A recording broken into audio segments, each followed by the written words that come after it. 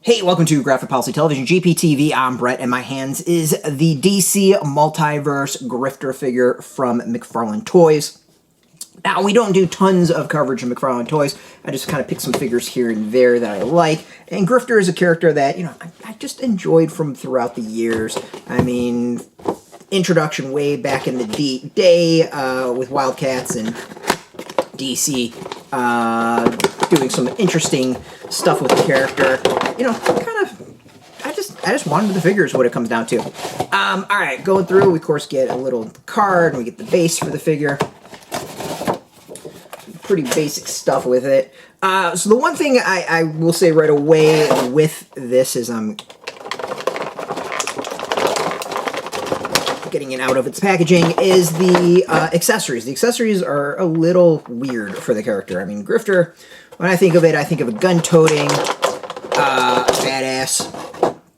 And the figure comes with a sword and a big giant knife, which is two things I don't really associate with the character. Alright, so let's do our stand test. Character stands, no problems. You can see I didn't really do much to do movement at all to manage that. Interesting joint at the ankle. We can see it's a ball joint. Full range of motion when it comes to that. Toe as well moves up and down, so really nice range of motion for the foot. That's also necessarily a bad thing too. If it gets loose, standing's not going to be the easiest thing in the world. Knee double jointed.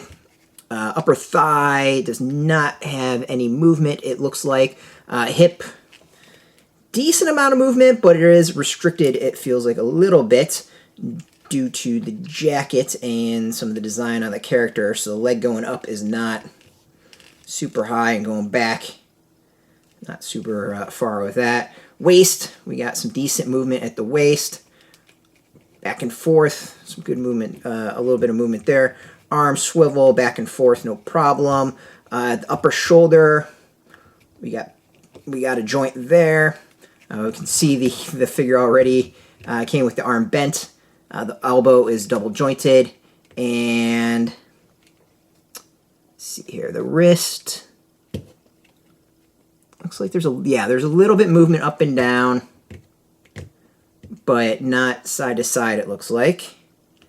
Though, yeah. So that's okay. Not a big deal.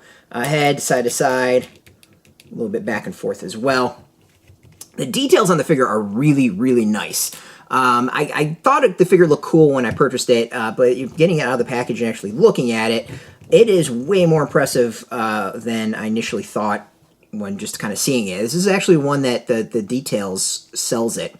Of course, we got the boots. The boots have a slight dry brush coloring on it, so it's not just jet black. There's a little bit of a gray on it. The boots and the pants themselves are really nice in that there is a lot of layers, and it looks like it's being worn. It's not flat. There is, various kind of like nooks and crannies, and it looks like it's bunched up in spots, and we can actually see it's kind of bunched up around the boot. Like, I know when I have jeans on and put on some cowboy boots, that's kind of how my pants look like. So, to me, very realistic. The jacket itself also has that look around the arm where it feels like it's worn and, slightly bunched up. To me, that's the small details that really, really stand out. Of course, you also got the chest. It's kind of got like an armor on it. The jacket doesn't seem like it opens at all. And then the iconic mask dragged down. And yeah, we can't really see anything underneath the mask. And then finally the hair, a lot of detail with the hair. I can see like a little windswept, and it's not just straight blonde.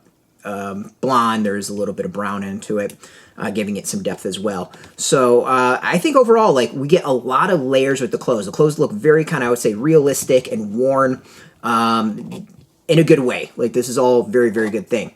So the details to me, it's a really nice looking figure.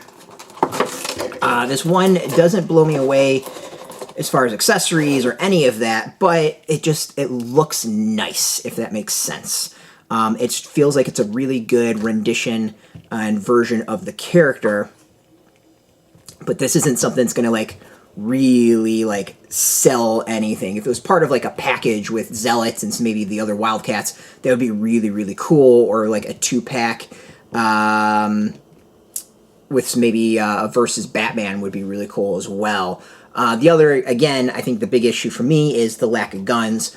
He should have 2 pistols, not a big giant knife, a Bowie knife, and a sword. To me, it just doesn't really make a whole lot of sense. But overall, I think it's a really nice rendition of the character.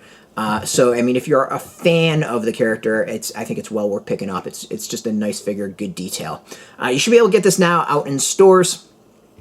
We'll have some links underneath where you can purchase your own. Likely be affiliate links, so we do get a small percentage by doing that. You'll support our site, so thank you. And speaking of support, just watching our videos, you support us, so thank you for that. If you are into McFarlane Toys, toys in general, but specifically comics, check us out every single day at graphicpolicy.com. We're on Twitter, Facebook, YouTube, Tumblr, Instagram, and TikTok, all at Graphic Policy. Until next time, keep playing with your toys, and keep it geeky.